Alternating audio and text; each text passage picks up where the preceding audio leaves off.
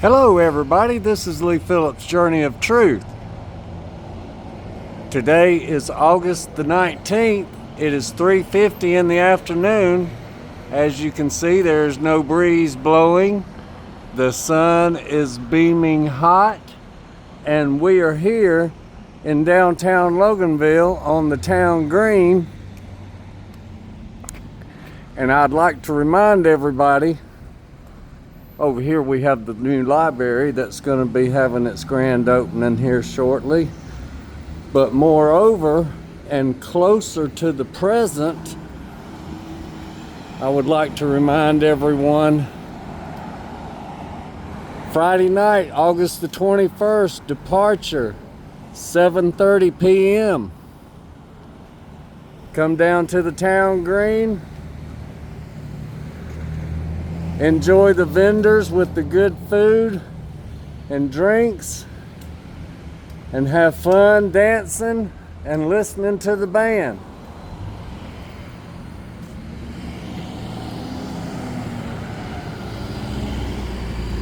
And I'd also like to remind y'all to hit that like and subscribe and ring the bell, because you never know when I'm going to drop a video like the one that I'm dropping now, because all of my previous statements are just an add-on to the reason for this video. So as a lot of you know, we have had a problem with being able to do things with our main street in Loganville, because some years back, Loganville sold its rights to Main Street to the Georgia DOT because it was considered Highway 20. A Georgia maintained highway. Now, because of that, we've been limited in things that we can do as far as infrastructure and repairs, because of having to get authorization to close the road, and there have been all kinds of problems. Well, today I'm going to point out a new problem that has to do with the continued big trucks that come down our street. So not only are they using and abusing our main street, shaking our building foundations into the ground, causing structural damage to all these old buildings that don't have rebar footings under them, they are now using our side streets to traverse on. And yes, I'm talking about full-size trucks. And here's an example of why me as a taxpayer am highly teed off right now, because I come out to walk across, to come over to the green and walk around, and what's the first thing I see?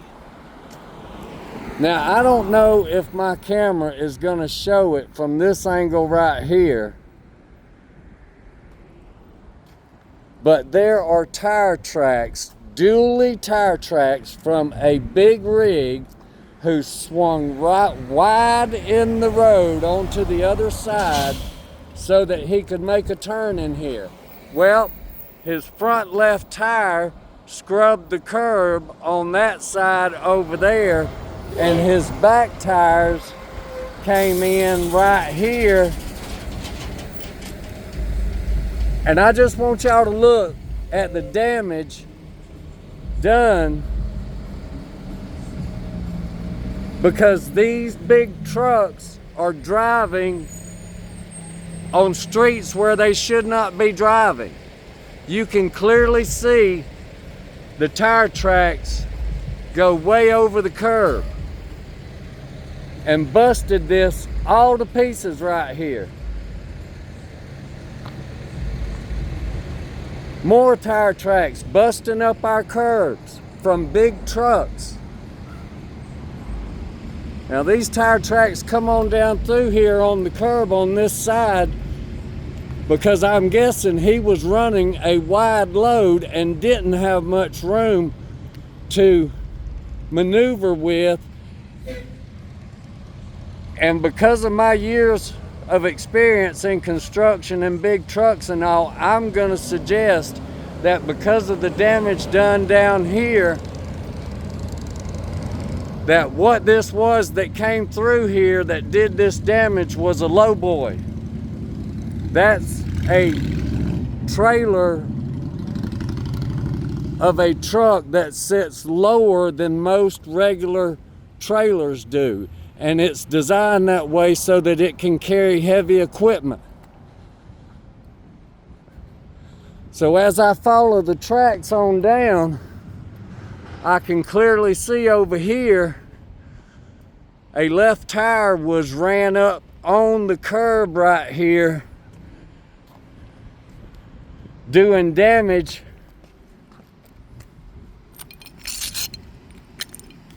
to the top of the curb right there. And then once again, you can see the track of the rear dually tires and the scuffs that come over right here. Now, my guess is this happened today or late yesterday or sometime yesterday, because our last rain was night before last. And that would have washed the rubber residue that's on here off, because this is fresh residue. And so these tracks come on around through here on our sidewalk,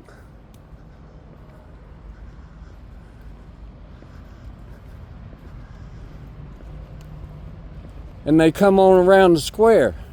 I think I know what happened, but I'm not going to make no accusations directly, but I will make an indirect accusation, because now what we see is scuffing on this side where the truck driver was moving to the right as far as he could, and you can see the tire marks that come around through here, and how that he swung wide but still didn't have enough room, and the back tires came up on this curbing right here.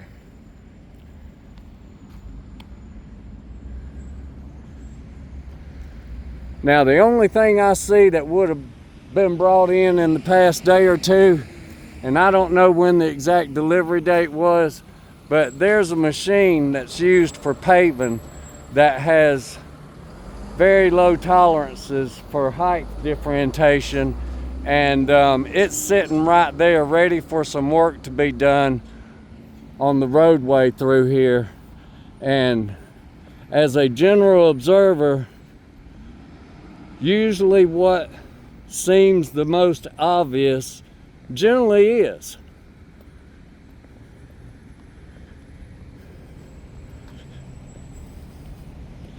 But we, the taxpayers, already had to pay for a sidewalk to be replaced on Pecan Street on the east side over there, because equipment trucks were brought in and ran over the sidewalk and busted it all to pieces and made it unwalkable, because the concrete was lifted in areas and big chunks and all was messed up in it.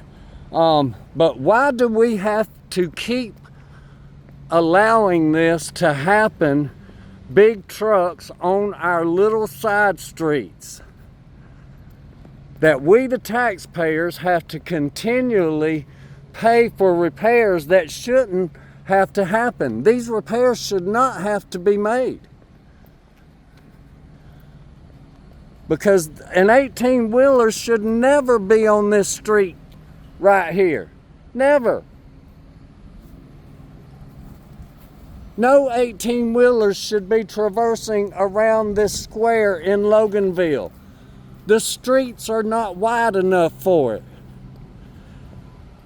And I'm tired of my tax dollars going to pay for these frivolous repairs that continually have to happen because we let the problem continue. We have to face the problem and quit treating the symptoms. We have got to get a stop on big trucks in our downtown in Loganville. This is ridiculous. Here we're supposed to have an event here Friday night, and we've got the curb busted up right there.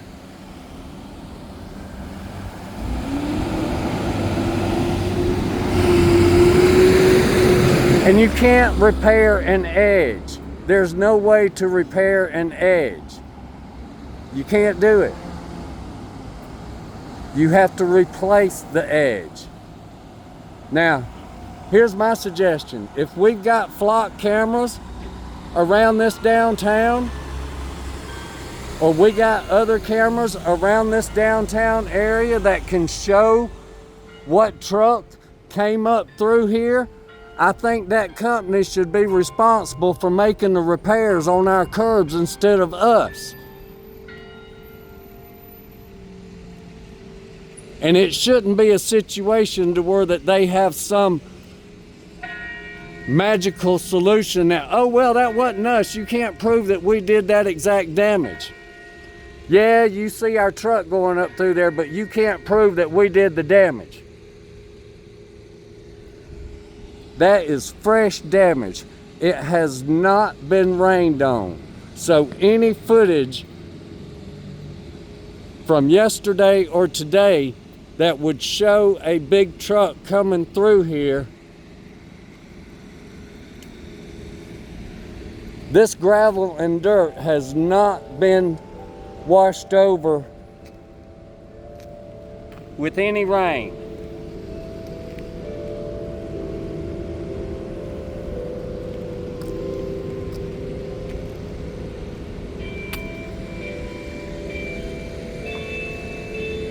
This has got to stop.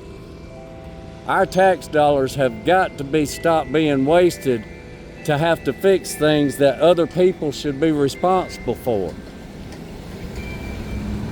We've got to start holding people accountable.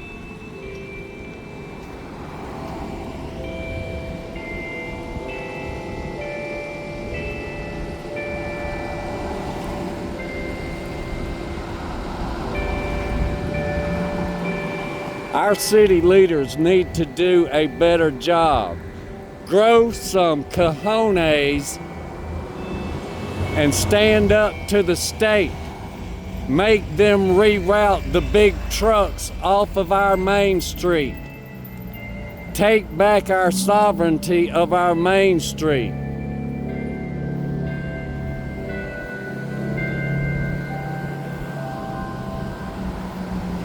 It can be done if there's a willingness to get it done.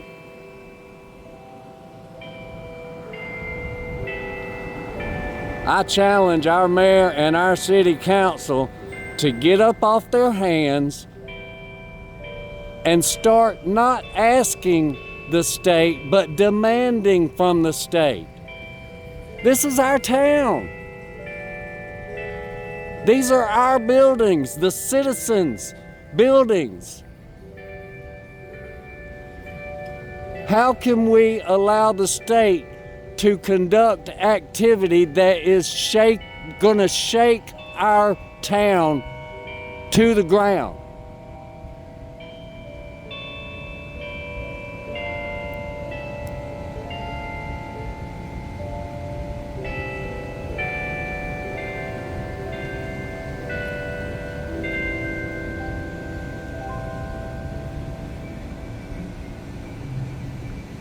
These old buildings are all tied together. When one starts to go, it's going to drag the rest of them down with it. One collapse will lead to another.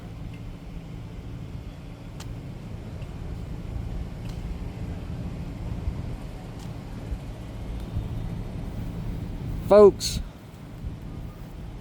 if you run a company and you're doing business in a town, understand the streets that are in the town.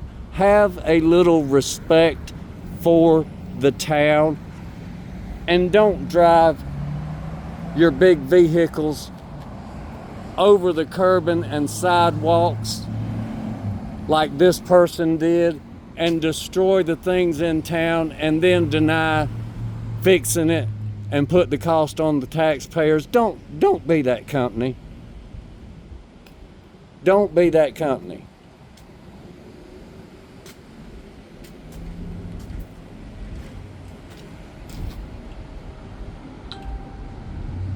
I hope somebody pays attention, because if they don't, our town is going to be lost. At the rate that the ground is vibrating with the heavy trucks, the increase, I would not doubt if we didn't start seeing some major structural integrity things going on in the next 10 years. Or maybe not even that long. Because once things underground start to give way, they tend to compound at a quicker pace as they go along. We have a chance to nip it in the bud right now, but if we don't, our town is going to be lost. Like I said, I can show you proof in many locations in this town where these buildings are becoming on the edge of being unstable.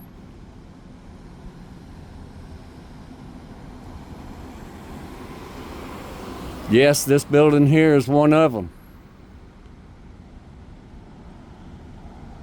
The buildings across the street are also included. The owner knows that there's problems. They've had to do things to rectify problems with their structures. We're fixing to have to do things to rectify problems with our foundational structures because of the heavy trucks continually coming through town.